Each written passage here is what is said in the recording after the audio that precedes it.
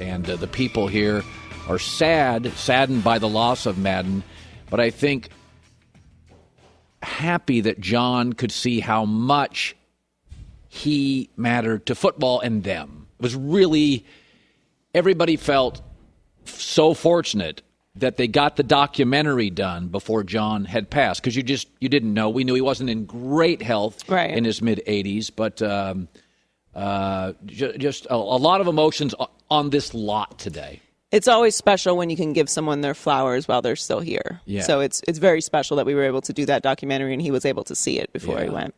So I'm going to ramble for about 8-9 minutes. So when I first fell in love with football, it was in the very early 70s, 1972. That's the first football game. And it wasn't the first game I watched, but it was the first football game of note that I can remember watching. I had a friend, Jack Jones, and his name will become relevant because I'm going to talk about his brother in a second. But I remember he liked the Rams, and I liked George Allen in Washington, and for different reasons. And he wasn't from Los Angeles. I wasn't from Washington, D.C., but we didn't have a local team. The Seahawks weren't born until like the mid-'70s.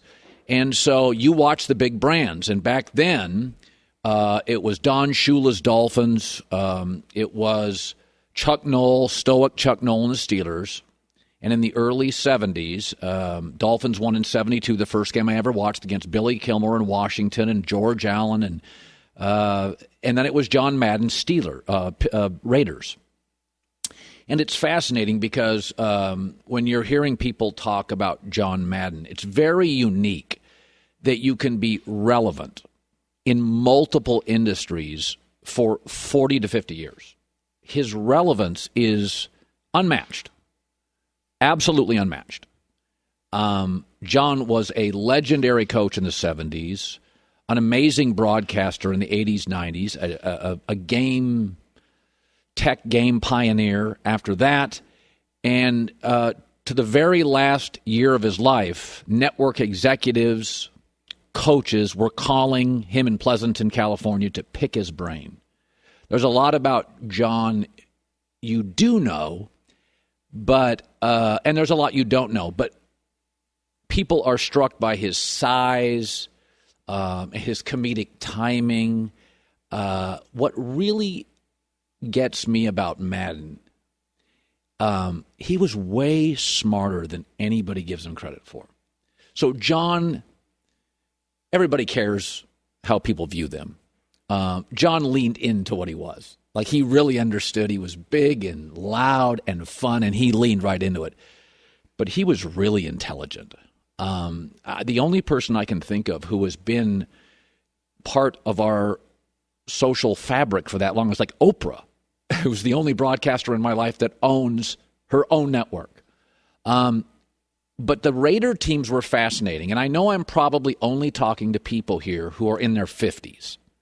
So if you're in your 20s and 30s, I'm just going to kind of explain what it was like being in the 70s and watching the NFL. You had probably the greatest team ever assembled, the Steelers. And the Dolphins and the Raiders were an inch below them. The Raiders are so unbelievably memorable because there's never been a team that matched their coach. I can name almost every Raider. They were perfectly constructed. The speed receiver, Cliff Branch. The hands receiver, Fred Biletnikoff. The tight end that could block and run, Dave Casper. The offensive line left to right was Jim Otto, Hall of Famer, Gene Upshaw, Hall of Famer, Art Shell, Hall of Famer. Mark Van Egan was the running back. The defense was similarly brilliantly constructed. The playmaking linebacker, Phil Villapiano. The pass rusher, Ted Hendricks, the Stork. The tough interior lineman, John Matuzak. The head-hunting safety at the time that was allowed, Jack Tatum. Willie Brown, the corner, joined later by Lester Hayes and the Stickum. And you have to be really smart to be part of an organization that is perfectly constructed. But another sign of the intelligence of Madden was his simplicity. So years ago, I'm rambling here, I got a broadcasting job out of college in Las Vegas. And I remember I would go to these minor league ballparks and in the clubhouses. And one time I was in Phoenix, and I remember the manager's name, but I'm not going to say it. And he had his rules on the door, and there must have been 25 rules.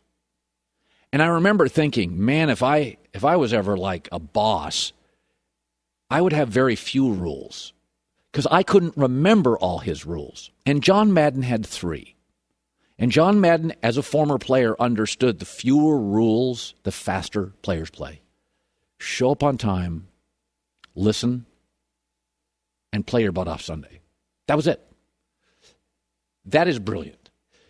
Everybody's got rules, and politicians are all layered. John, if you're a politician today, you should watch John Madden. He would connect with everybody, but was better than nobody.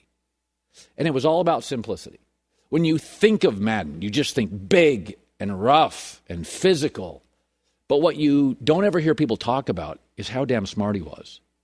He had the football integrity and intensity of Mike Tomlin, the relatability and the ability to adapt like Andy Reid, the brain power of Belichick, the love for power football like Kyle Shanahan. And like many legends, he was a combination of many things, and like all legends, there was nobody else like him. He made TV better. He made football better. He gave credit to people, linemen that nobody talked about, and he was completely authentic. Often duplicated, often imitated, never duplicated. But I thought about this morning what to talk about, and you know, people that knew John much greater than me. I only interviewed him one time. He briefly coached 15-minute drive from my house, and I had him live on the air. He had a mind like a steel trap, and this had happened 40 years earlier. And I said, John, I grew up right next to Grays Harbor Community College. And he goes, the Chokers. No, that was the name of the team, the Chokers. And he went on for 5 minutes. He knew streets, he knew times, he knew dates, a steel trap.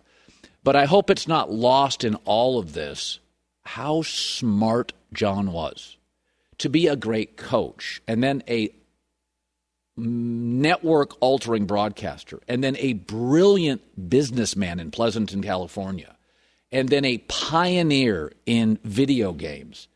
And then at the very end, Eric Shanks, our boss, would regularly, could have been weekly, maybe it's monthly, certainly more than annually, be on the phone with Madden, asking questions about football. What would you do? What do you make of that? What do you make of this person? What would you do in this situation? You see this big, loud, funny guy who used to go on Letterman.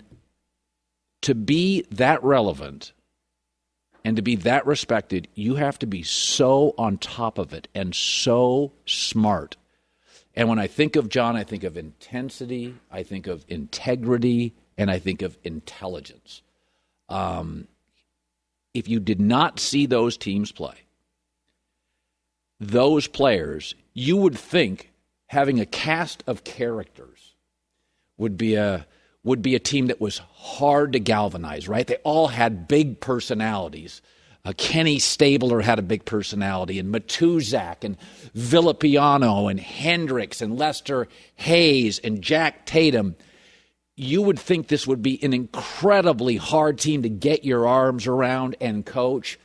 But no, John, as a former player, was respected by players, and perhaps the greatest respect you can pay as a boss or a coach. Very few rules.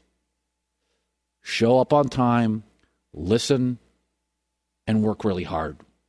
And that was him.